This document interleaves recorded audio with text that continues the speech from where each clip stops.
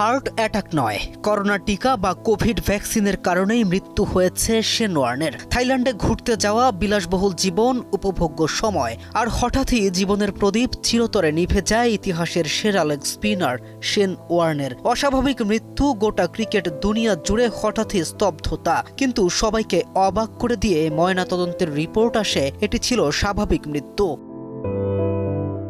কিন্তু মৃত্যুর 4 বছর পরে তার ছেলের দাবি, সরকারি নির্দেশে করোনা ভ্যাকসিন নেয়াই ছিল তার পিতার মৃত্যুর কারণ।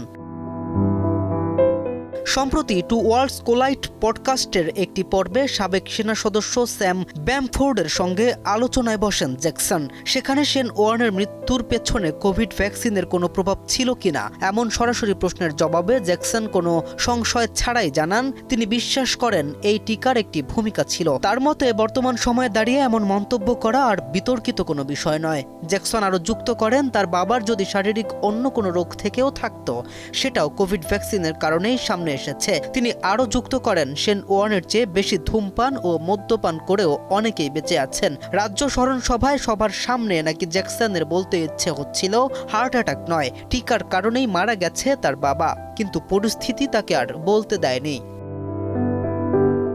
মৃত্যুর কারণ যাই হোক, শেন ওয়ার্নের মতো কিংবদন্তি ক্রিকেটারের মৃত্যু নিঃসন্দেহে ক্রিকেট বিশ্বের জন্য অনেক ক্ষতিকর। পরপারে শান্তিতে থাকুক কিংবদন্তি, এমনটাই কামনা ভক্তদের। K M Rafin, news 24।